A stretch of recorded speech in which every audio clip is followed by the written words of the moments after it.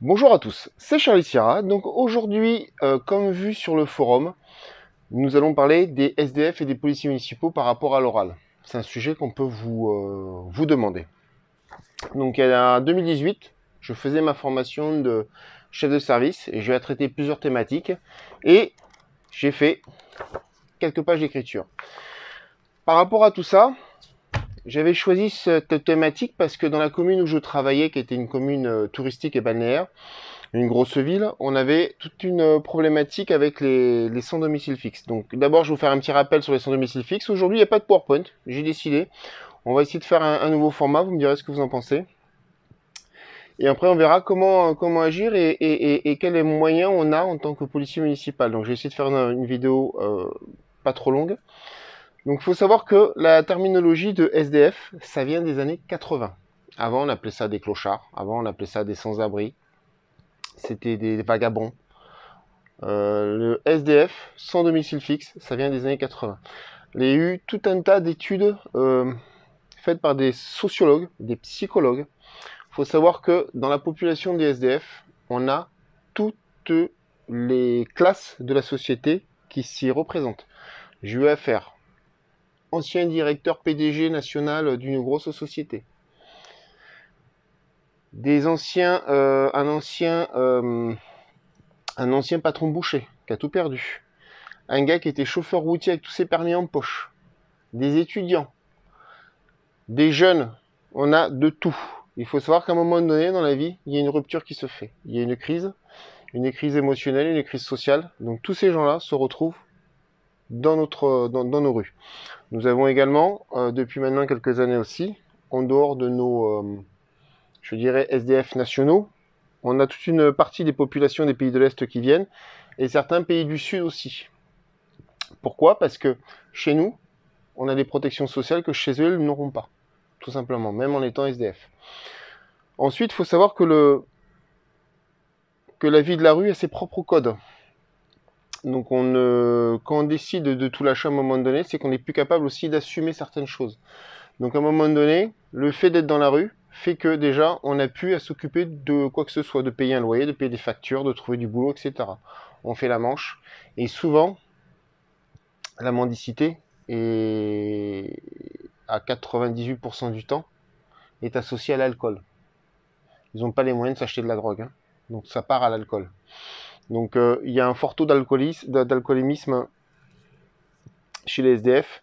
Donc par rapport à ça, en fait, il y a toute une méthodologie à employer. C'est pour ça que je vous parle de tout ça avant. Au niveau psychologique, on en a certains qui sont plus atteints que d'autres par rapport à l'alcool. Donc certains arrivent à s'en sortir. Il m'est arrivé de voir en 15 ans que j'ai fait sur cette grosse commune où j'ai traité beaucoup les SDF, en voir certains qui s'en sortaient. Et j'étais content pour eux. Donc voilà maintenant pour le SDF. Le SDF, le seul pouvoir que lui il a actuellement, c'est de vous dire non. Non, je ne le ferai pas, non, je ne veux pas. C'est sa force en fait. Il a que cette force-là. Donc, à savoir que les SDF, au niveau d'une ville, au niveau d'un centre-ville, il y a des jeunes sur les trottoirs au passage. La libre circulation sur les trottoirs. On peut avoir des problèmes avec les chiens. On peut avoir des problèmes par rapport à la mendicité, par rapport à l'alcool, par rapport à des bagarres, par rapport à de la salubrité publique. Je ne parle pas que des sacs et des poubelles qui jettent sur eux, qui jettent autour d'eux, parce que où ils sont, ils jettent. Il y a l'urine. Ils défèquent sur place. Également pareil pour les chiens. Donc on se retrouve sur une problématique, une nasse, et des fois ils sont en groupe. Plus ils sont en groupe, plus se pensent fort. Donc là, en tant que policier municipal, il faut montrer qu'on est présent. Voilà pour le SDF. Il faut savoir que quand j'ai fait mes recherches, depuis le Talmud, en fait, le Talmud, c'est un livre religieux judaïque. On me parle du pauvre à qui il faut donner, etc.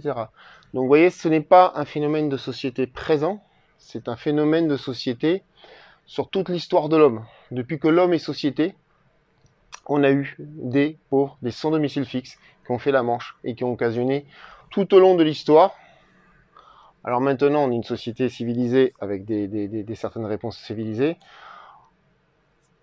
On n'est plus au Moyen-Âge. Au Moyen-Âge, ça se finissait à coup de bâton, à coup d'épée. Donc maintenant, les réponses que nous avons. On a plusieurs textes de loi qu'on peut déjà faire appliquer. Sans parler des arrêtés municipaux, j'y viendrai après. Mais avant cela, avant qu'il y ait une phase de répression, il y a le côté humain, respect de l'humanité, respect des droits de l'homme. Il faut être sûr qu'autour de vous, dans votre commune, dans votre agglomération, il y a toujours une structure pouvant recevoir les SDF. Que ce soit accueil de jour. Il vous faut vous renseigner de façon à ce que quand vous allez arriver sur la voie publique, vous ne soyez pas désarmé. Vous avez une possibilité en plus. Alors souvent, ils ne veulent pas y aller parce qu'ils ne prennent pas les chiens. Il y a pas mal de choses comme ça. Et je dirais, avec l'expérience et le temps, je ne dis pas que j'étais copain avec. Je ne dis pas que j'étais copain avec. Je faisais mon travail. Mais à force de proposer, de discuter, on arrivait à solutionner les problèmes des fois tout seul. Alors il y a des fois, il faut montrer un peu la force, malheureusement, parce que quand le type il veut pas circuler, etc., et que ça pose problème, ou qu'il devient agressif auprès des collègues féminines, on est obligé d'intervenir. Et après là, on leur montre aussi qu'on n'a pas peur d'eux. Donc au niveau des textes, vous avez l'ivresse publique et manifeste. Je l'ai déjà traité sur la chaîne. Si le type il est en ivresse publique et manifeste, c'est qu'il a un chien, vous appelez votre fourrière animal. L'animal est pris et soustrait, mis en sécurité le temps que la procédure d'ivresse publique et manifeste se fasse. Donc déjà, il y a cette contrainte par rapport à l'animal où le bonhomme en général il aime pas trop. Ça m'est déjà arrivé, je l'ai fait une fois ou deux, et en général derrière quand on arrive, il fait non c'est bon, prenez pas mon chien, je m'en vais. C'est pas la meilleure solution, mais bon, ça solutionne le problème momentanément sur la voie publique. Ensuite, vous avez tout ce qui est vente aussi à la sauvette. La vente à la sauvette, certains SDF font de la vente à la sauvette dans la rue. Comme je vous dis, c'est un métier qui on fait. Vous avez décidé, regardez, vous voyez le t-shirt que j'ai mis aujourd'hui. Et Dieu créa les policiers municipaux parce que même les nationaux ont besoin de héros. Ce type de mission, quand vous avez un commissariat, c'est vous qu'on va envoyer. C'est pas la police nationale ou très très peu. C'est vous qui allez être dans la rue. C'est vous qui allez traiter ce type de problème. Donc oui, il faut être courageux. Oui, c'est dur. Donc vous avez la vente à la sauvette, où on peut saisir la marchandise, l'amener à l'OPJ, etc. Ça, c'est une solution. Vous avez ensuite tout ce qui est arrêté municipal. Les communes, elles ont l'habitude, donc votre mission première en tant que policier municipal est aussi de faire appliquer les arrêtés municipaux. Donc à ce titre, des fois on fait des choses qui ne sont pas très drôles, notamment de s'occuper des SDF.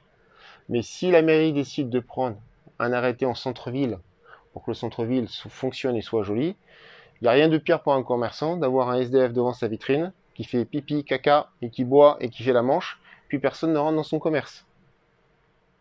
L'idée, elle est là, c'est que ces gens-là payent aussi des impôts, donc on doit arriver à satisfaire nos administrés, on doit arriver à respecter l'humanité de l'homme, même si les SDF, comme je vous ai dit, ils sont dans un échec sociétal en fait. Ils sont en dehors de la société. Et par rapport à cette non-acceptation des règles,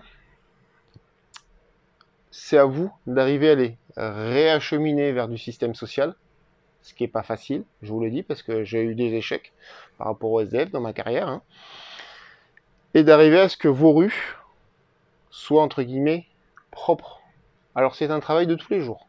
C'est un travail de tous les jours, c'est un travail énorme, c'est un travail qui est éprouvant, fatigant nerveusement, parce que je dis pas qu'au bout d'un moment, comme je l'ai dit, on s'y attache, mais qu'on les retrouve morts dans un parking, qu'on les retrouve morts tombés dans une cage d'escalier, ou qu'on appelle le SAMU en urgence parce que y en a un qui vous fait une crise d'épilepsie et vous savez pas s'il va pas mourir dans vos bras ou pas, ça c'est dur. Et ça, ce sera votre quotidien. C'est pour ça qu'aujourd'hui, j'ai mis ce t-shirt en hommage à tous nos collègues qui s'en occupent. Alors, le pur répression, ça va un temps. Donc il y en a certains, oui, moi je les ai verbalisés, je ne vous cache pas, j'ai verbalisé des SDF. Il faut savoir qu'avec les minima sociaux, ben, quand on touche le RSA, le RSI, le RSA, enfin quand on touche les minima sociaux, à un moment donné, on est prélevé dessus parce qu'on est créditeur, on a du débit au niveau du Trésor public qui vous donne de l'argent. Donc automatiquement, si je dois au Trésor public 90 €, le Trésor public va d'abord se servir et après me donner mes sous. Ça fonctionne. Faut pas le croire, ça fonctionne. Il faut essayer aussi de les faire domicilier auprès du CCAS, qu'ils aient au moins une adresse sur la commune. Ça, c'est beaucoup plus pratique aussi. Ça permet pas de les domicilier, mais de savoir à peu près où ils sont. Donc voilà, en concernant les SDF, c'est une population très difficile à gérer. C'est pas évident parce que il faut trouver la bonne approche. Alors des fois, la bonne approche, ça va être le collègue et pas vous. Faut pas s'offusquer. On travaille en équipe. Moi, des fois, c'était ma collègue féminine. Ça fonctionnait très bien avec. Il y en avait d'autres, c'était plus moi parce que il aimait pas les femmes. Voilà, c'est comme ça. Enfin, il aimait pas les femmes. Il y avait un problème par rapport à l'autorité au niveau des femmes. Après, comme je vous ai dit, j'ai vu de tout. J'ai vu de tout en plein air. J'ai vu des ébats sexuels en plein air. J'ai vu de tout. Donc, c'est pour ça. Je vous souhaite bon courage pour la suite. Je vous dis à bientôt. J'espère que cette vidéo vous a été utile. Donc, à l'oral, il faut d'abord faire un rappel que le SDF, c'est un homme qui a de la dignité et qu'on est là surtout aussi pour faire appliquer les arrêtés municipaux.